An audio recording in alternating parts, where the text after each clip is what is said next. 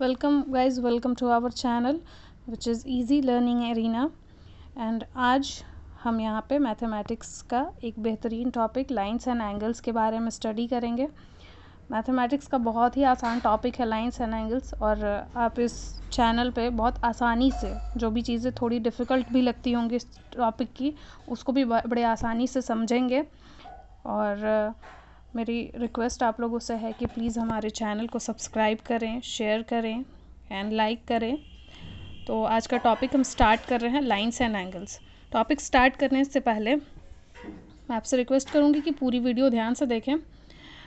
तो जो lines and angles जो हमारा टॉपिक है, इस टॉपिक में जो चीज़ें हम मैं रूट से बताऊंगी, जैसे एक ट्री का रूट से अगर शुरुआत की जाए तो पूरी चीज़ों को समझना आसान हो जाता है उसके बारे में।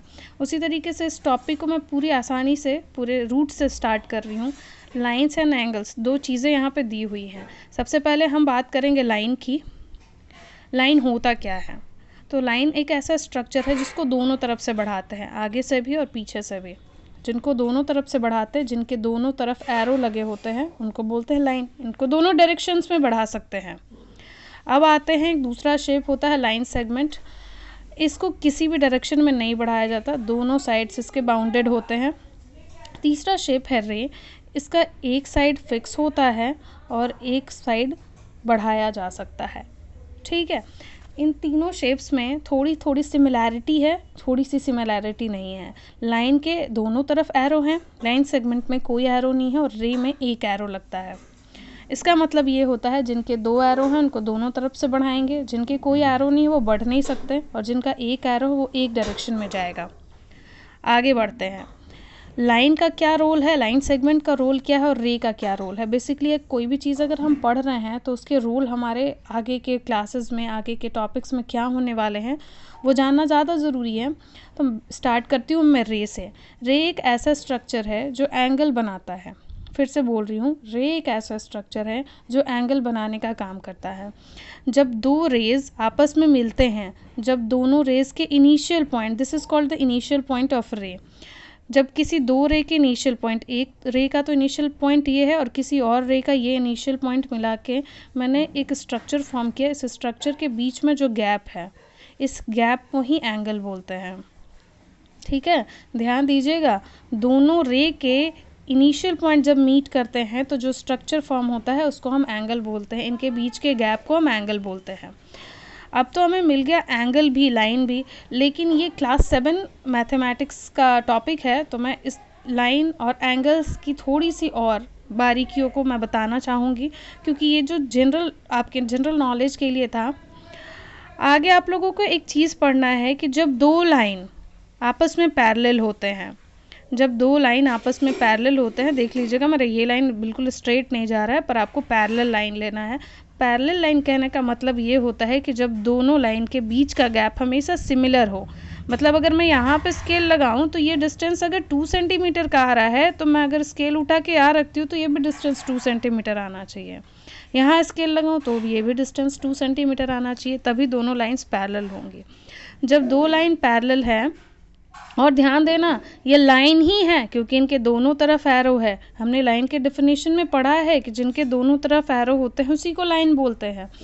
अब अगर इसको कोई तीसरा लाइन कट करता है, मैं ये भी लाइन ही बना रही हूँ, तो इसको बोलते हैं ट्रांसवर्सल। ठीक है, जब दो पैरेलल लाइंस को एक तीसरा लाइन कट करता है उसको ट्रांसवर्सल बोलते हैं। अब इस तरीके के जो शेप हैं, जो एंगल के शेप हैं, आपको काफ़ी जगहों पे नज़र आने लगेंगे। ये जो दो अब लाइन थे, पहले तो ये एक लाइन था, लेकिन अब ये दोनों लाइन मिल करके एक एंगल फॉर्म करने लगे। अनदर हम दूसरी तरफ देखें तो ये दोनों मिलके एक और एंगल फॉर्म कर रहे हैं। उसी तरीके से कुछ और एंगल्स आपको मिलेंगे, मैं निशान बना रही हूँ एंगल का, आप पहचानेंगे। ठीक है, अब इन एंगल्स के मैं नेम लिख रही हूँ, angle 1, 2, angle 3, angle 4, angle 5, angle 6, angle 7 और एंगल 8। अब यहाँ पे 8 एंगल हो गया। अब ध्यान देने वाली बात यह है कि कुछ एंगल्स हमें बाहर की तरफ दिख रहे हैं, कुछ एंगल भीतर की तरफ।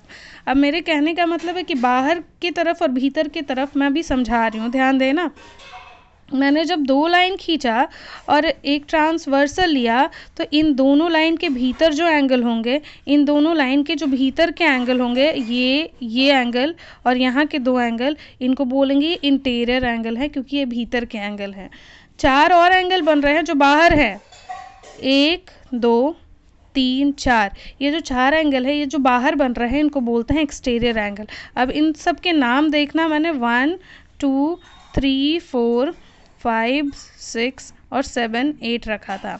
अब इतनी चीज़ें तो पता चल गई कि जो बाहर के एंगल हैं उनको बोलते हैं एक्सटीरियर और जो भीतर के एंगल हैं उनको बोलते हैं इंटीरियर। अब अगर आपसे कोई पूछे कि एक्सटीरियर एंगल कौन से हैं,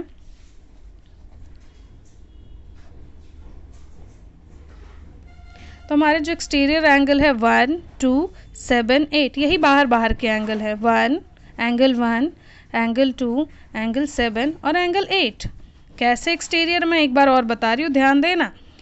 जब 2 लाइंस पैरेलल हों और उसको तीसरा लाइन कट करे तो जो बाहर एंगल बनते हैं वो एक्सटीरियर होते हैं। 1 2 ये बाहर के एंगल हो गए, 3 4 ये बाहर के एंगल। इसका 1 और इसका 2 नाम था इस फिगर के अकॉर्डिंग।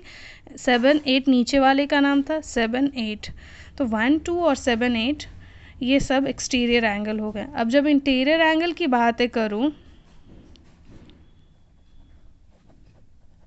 तो इंटीरियर एंगल जो भीतर के एंगल अभी मैंने बताया, तो भीतर के एंगल हैं 3 4 5 6। सेम यहाँ पे वही फिगर है, एंगल 3 एंगल 4 एंगल 5 और एंगल 6। ये हो गया इंटीरियर और एक्सटीरियर एंगल।